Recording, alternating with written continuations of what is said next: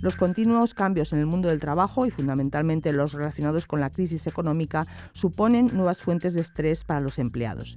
Las cifras aportadas en 2014 por la Agencia Europea de Seguridad y Salud en el Trabajo muestran que el 51% de los empleados europeos dice sentirse estresado por su trabajo y el 41% que no dispone de mecanismos adecuados para manejar el estrés. Esta agencia identifica 5 riesgos psicosociales emergentes: la precariedad laboral, la inseguridad de los empleos, el aumento de las demandas emocionales, la violencia y el acoso, la necesidad de conciliar la vida laboral y familiar y el aumento de la edad de jubilación.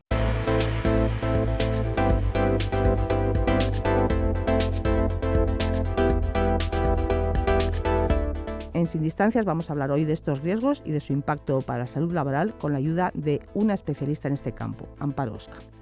Amparo Osca es profesora de Psicología de las Organizaciones en el Departamento de Psicología Social y de las Organizaciones de la UNED y coordinadora del Máster en Prevención de Riesgos que imparte la Facultad de Psicología de la UNED este año por primera vez y en el que participan también otras facultades como es la de Derecho, Sociología, Ingeniería y Ciencias, todas ellas de la UNED. Amparo Osca, bienvenida y muchísimas gracias por participar un día más en Sin Distancias. Buenos días, Maite. Se acaba de celebrar la Semana de los Riesgos Psicosociales promovida por la Agencia Europea para la Seguridad y la Salud en el Trabajo y que ha difundido en España el Instituto Nacional de Seguridad e Higiene en el Trabajo bajo el lema Gestionemos el estrés. El objetivo es seguir alertando sobre la repercusión de estos riesgos para la salud, ¿no es así, Amparo? Efectivamente, los riesgos psicosociales siguen siendo un problema, aunque ya se vienen alertando desde hace mucho tiempo. La Agencia Europea ha puesto de manifiesto de nuevo que los esfuerzos deben redoblarse porque son unos riesgos que más difíciles de controlar en la medida que los riesgos físicos y los riesgos relacionados con la higiene industrial, pues en estos años parece que sí que se han controlado más que los riesgos psicosociales. Pero, ¿quién es el responsable último de gestionar el estrés laboral? ¿Es la propia organización o es el trabajador?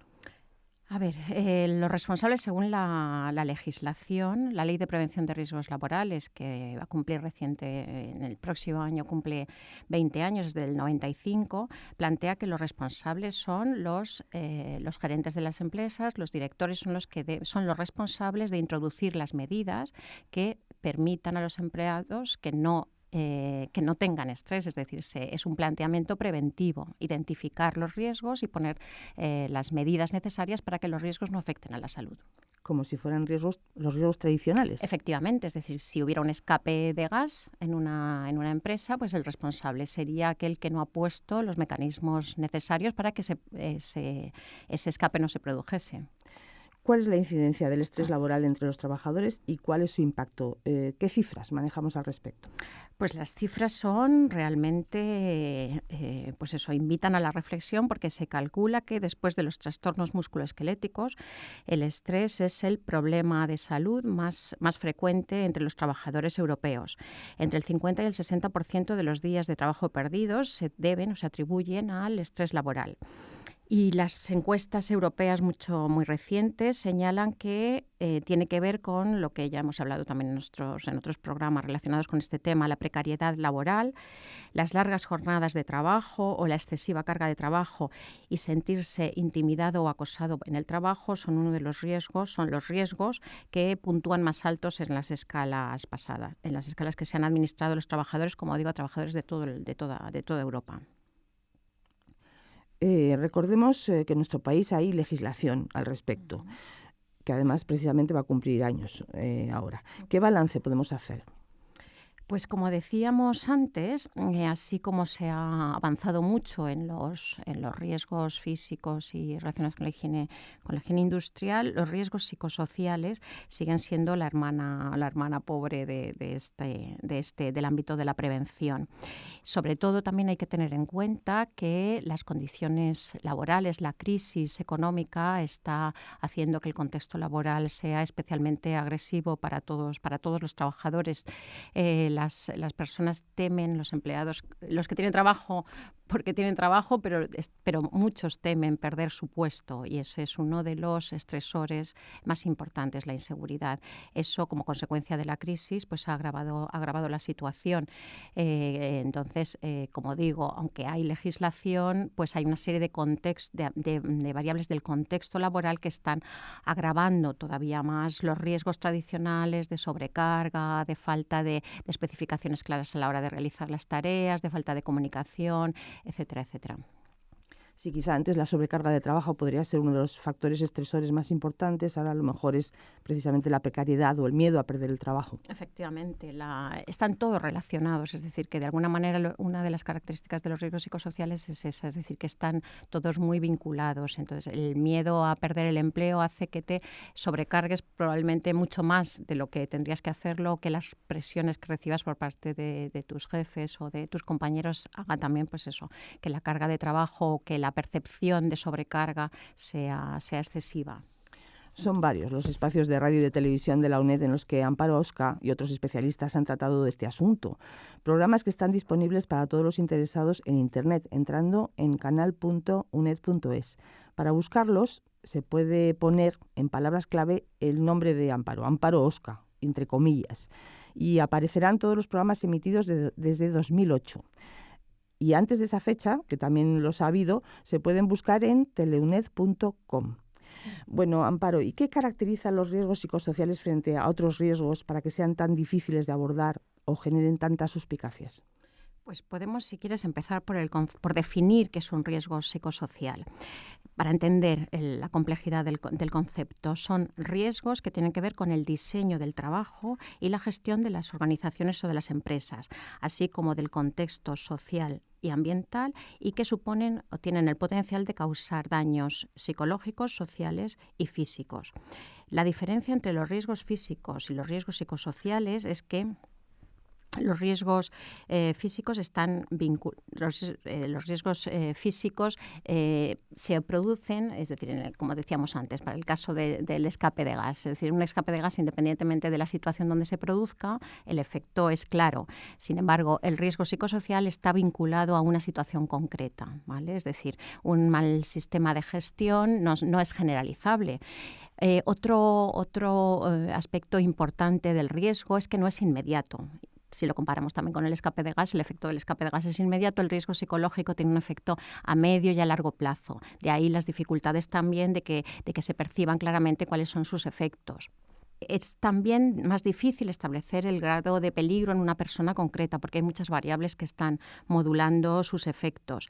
Y, por último, podríamos decir también que determinados riesgos psicológicos pueden tener un efecto negativo, pero también un efecto, es decir, el efecto en psicología lo hemos hablado también muchas veces, es decir, puede tener forma de curva, es decir, un determinado riesgo, la autonomía o la falta de autonomía, es decir, una poca autonomía al principio es negativa, a medida que aumenta la autonomía es positiva, pero si la autonomía es muy alta para la persona en función de sus circunstancias, pues vuelve a ser negativa.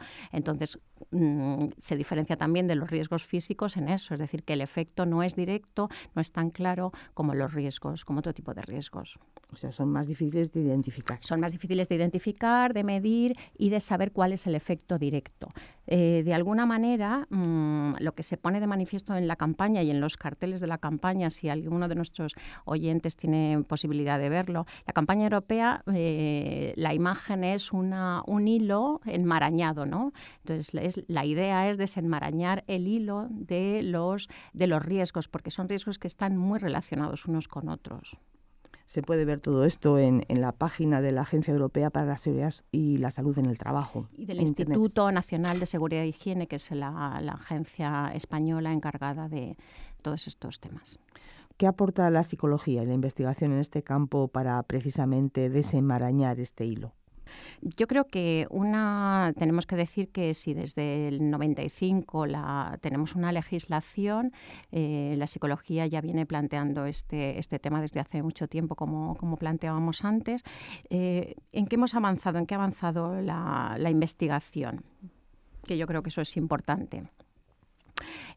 Cada vez las medidas son mejores, es decir, los cuestionarios para evaluar toda esta problemática y estos riesgos son mejores, pero en lo que más ha avanzado, creo yo, que es en la elaboración teórica, es decir, no solo es la idea de medir y ya está, es decir, hay toda una teoría detrás que pone de manifiesto por qué esos riesgos son o no son, o afectan a unas personas y no afectan tanto a otras. Se ha desarrollado mucho la teoría y también cada vez hay más metaanálisis, es decir, estudios que aglutinan una gran cantidad de información que ponen de manifiesto la relevancia de estos riesgos y sus efectos sobre la salud. Es decir, que ya hay estudios rigurosos científicos que indican la incidencia de determinados riesgos en el burnout, en la depresión, en la salud física, etcétera. En todo caso, el estrés laboral no se trata de una cuestión personal, de una cuestión de personalidad, incluso del propio trabajador, sino que habría que considerarlo en este contexto como una tarea, como has dicho tú, de la empresa, que tenga su fundamento en la dinámica interna de la empresa. El gestionarlo, quiero decir. Sí, efectivamente. Cuando los empresarios, que todavía, como decíamos antes, son reacios a hablar de estos riesgos, cuando dicen que por qué no afecta o que afecta a determinadas personas, como tú planteabas, pues porque tienen un perfil de personalidad determinado, lo podemos ya también desde el ámbito de la psicología lo que se puede plantear o lo que ya se les plantea es que cuando tú evalúas los riesgos, no evalúas los riesgos de una sola persona, evalúas los riesgos de una unidad de trabajo y si ves que es decir, puede haber una persona más afectada por ese riesgo, pero se miden los riesgos a nivel de unidad y se ve en qué medida esos riesgos afectan a la unidad entera, no a uno en concreto, ¿vale? Es decir, es cierto que existen mecanismos de afrontamiento que van a permitirnos decir que determinadas personas con unas ciertas características van a gestionar peor el estrés que otras, pero lo cierto es que son las unidades, como decía antes, es decir, los departamentos, las unidades, las organizaciones, las medidas se deben tomar a ese nivel, no solo a nivel individual. Bueno, y en base a los conocimientos que aporta la investigación sobre la forma de definir y de evaluar los riesgos psicosociales en las empresas, hay que hablar de programas de intervención, porque sería la parte aplicada de todos estos conocimientos. ¿Qué dificultades presenta la puesta en marcha de programas de intervención para hacer frente al estrés laboral?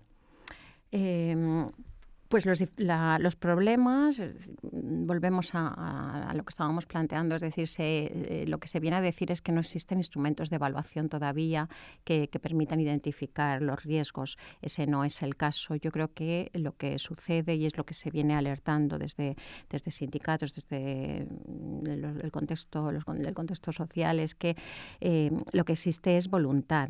Voluntad porque todo esto tiene que ver con, como decíamos antes, a la hora de definir los riesgos, tiene que ver con la forma en que se ha diseñado el trabajo, la forma de gestionar la organización y eso supone cambiar prácticas que en las organizaciones pueden estar más o menos establecidas y que es complicado. Es decir, la cuestión es que todo proceso de cambio organizacional, supone un planteamiento serio que va mucho más allá de simplemente pasar unos cuestionarios y tomar medidas. Es decir, hace falta una voluntad de introducir medidas de mejora, de identificar puestos de trabajo que tengan una especial carga, bien emocional, bien psicológica, etcétera, de establecer patrones de comunicación claros que permitan a la gente, aunque haya una cierta inseguridad, pues que tenga más o menos unas pautas claras de cuál va a ser su futuro en la organización. Es decir, que requiere una aproximación mucho más seria de lo que puede ser, pues como decíamos y volvemos al ejemplo, identificar un escape de gas. Es decir, yo entiendo que es más complicado y que hace falta pues seguir concienciando de la importancia de tomar todas estas medidas.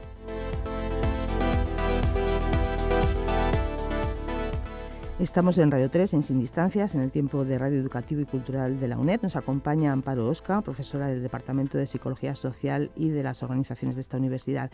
El objetivo del programa de hoy, Amparo, son los nuevos riesgos. Se habla de nuevos riesgos o de riesgos emergentes. ¿A qué nos referimos? ¿Son realmente nuevos?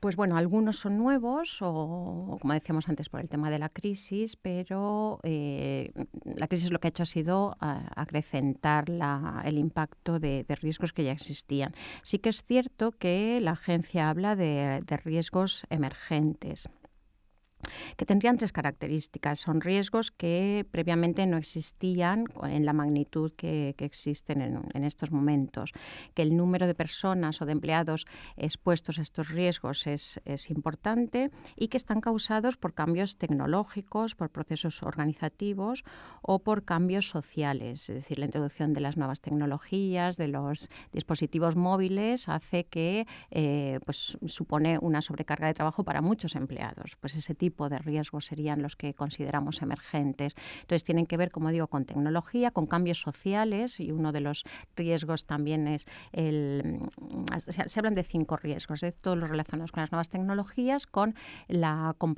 hacer compatible la vida laboral y familiar, que ese es un riesgo tradicional, pero que también ahora, en la medida que en las familias cada vez hay personas mayores, con más, las personas duramos más, vivimos más y ese tiempo extra de vida no es siempre en mejores condiciones. Esa sobrecarga de trabajo que supone para las familias se considera también un riesgo emergente. Todo lo que tiene que ver con la precariedad laboral sería el tercer riesgo, y la flexibilidad del trabajo, de tener que hacer muchas cosas sin la formación necesaria para hacerlas.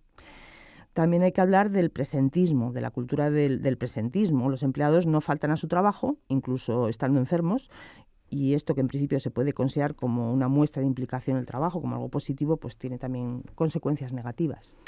Efectivamente, y eso también tiene que ver con lo que decíamos antes de la necesidad de evaluar a nivel organizacional, no que una persona, es decir, que una persona siga yendo al trabajo a pesar de estar enferma, pues puede ser una medida, como tú decías, de implicación, pero si las personas en la unidad siguen yendo al trabajo es porque están percibiendo que probablemente pase algo en el caso de que no vayan.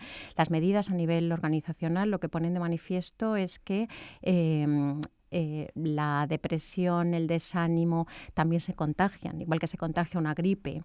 Si una persona tiene un problema psicológico, pues es más probable también que el resto de sus compañeros se vean afectados por ese problema, no solo porque se sobrecarguen de trabajo, sino porque también por problemas de la propia organización, ¿no? Es decir, pues problemas de relaciones sociales, de tratar a los clientes, etcétera. Es decir, cómo se deteriora la unidad de trabajo por efectos de ese presentismo.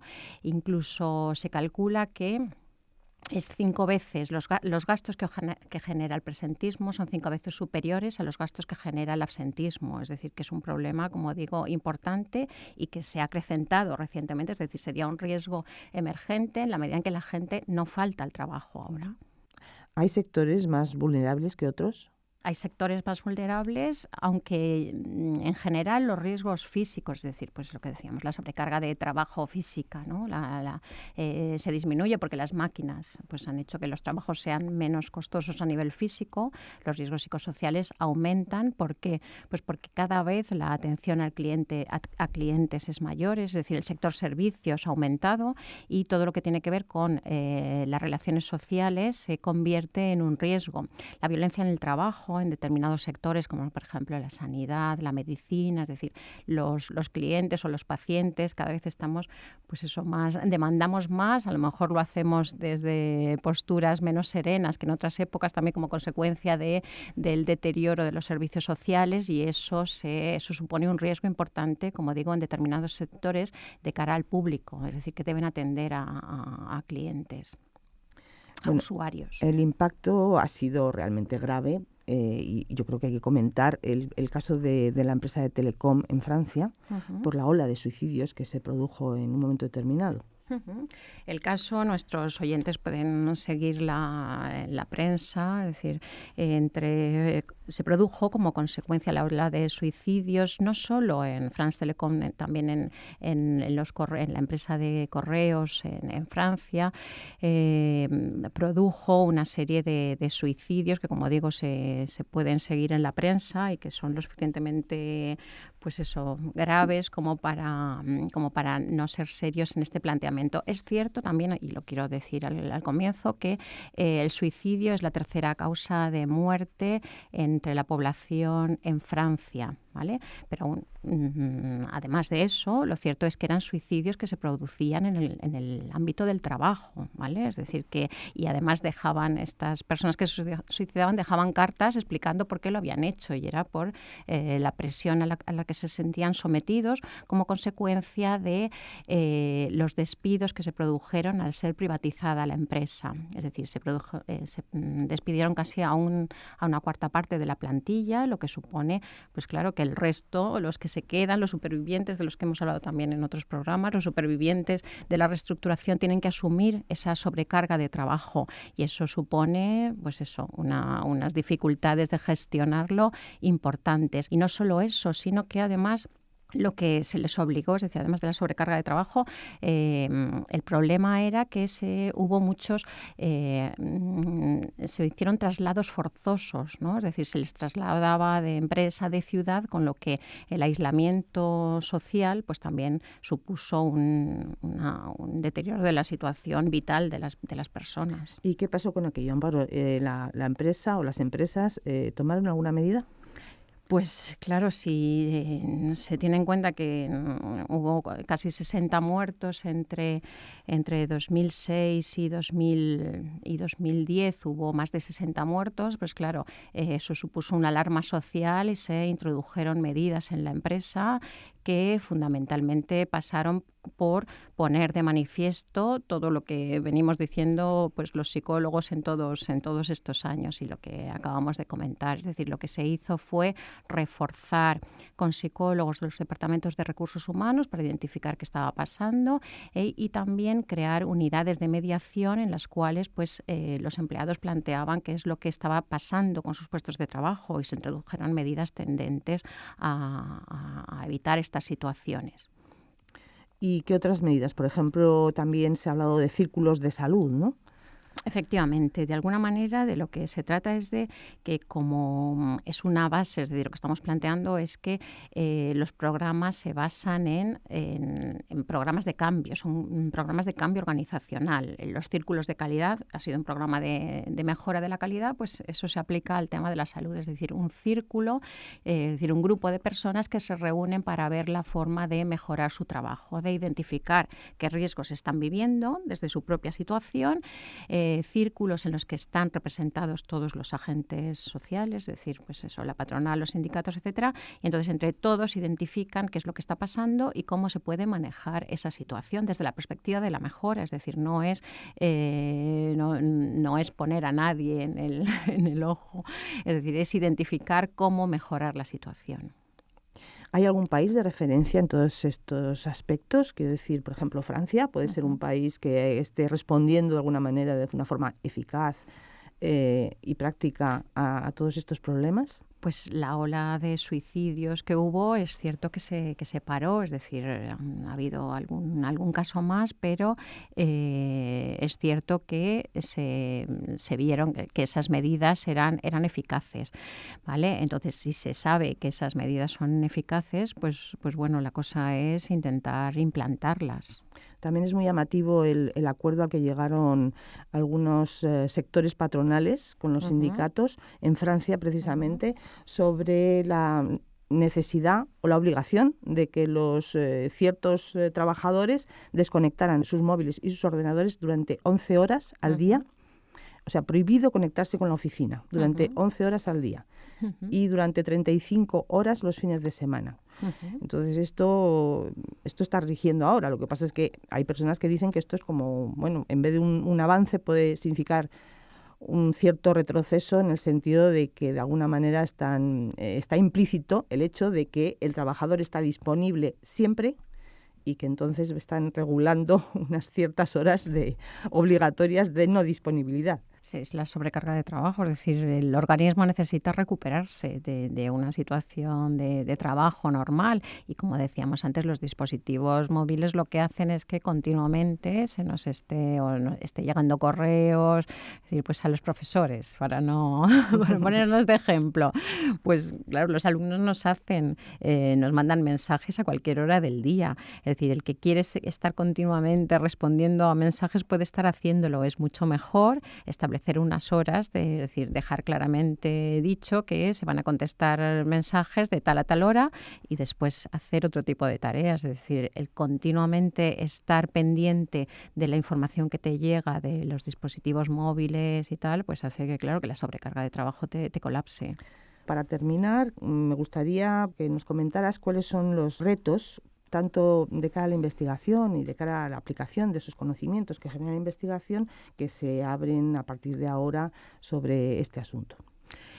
Pues bueno, la idea sería que ya se sabe mucho de instrumentos, es decir, que no se puede seguir diciendo que no disponemos de instrumentos adecuados porque instrumentos hay y yo creo que, o lo que se nos dice desde el ámbito de la investigación, lo que se plantea es que lo que hace falta son estudios rigurosos que recojan medidas a lo largo del tiempo para ver, como planteábamos, es decir, la falta de información, la ambigüedad, la sobrecarga de trabajo, si el efecto se produce a los 3 días, al medio año y tal, qué mecanismos de afrontamiento pueden ayudar a que ese estrés se vea reducido, es decir, cómo formamos, cuáles son qué formación debemos dar o cómo debemos estructurar, es decir, la validez de los programas de intervención y, como decía también antes, la necesidad de tomar medidas grupales y ver cómo esas medidas grupales también están afectando a nivel individual y los procesos de contagio social en el seno de las organizaciones, es decir,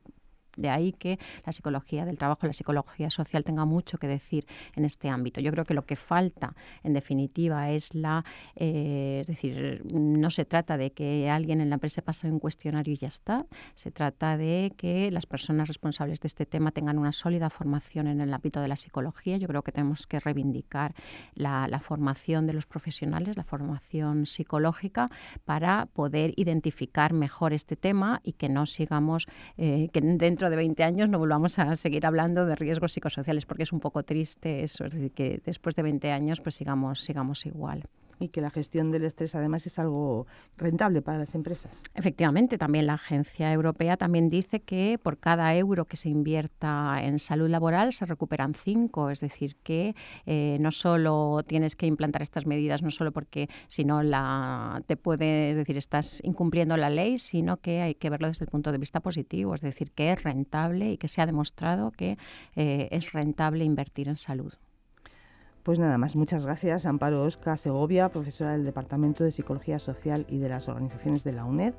Muchas gracias por haber compartido una vez más tus conocimientos con nosotros en Sin Distancias. La próxima vez a ver si hablamos de otro tema, porque esté superado ya. Efectivamente, muchas gracias a ti, Maite.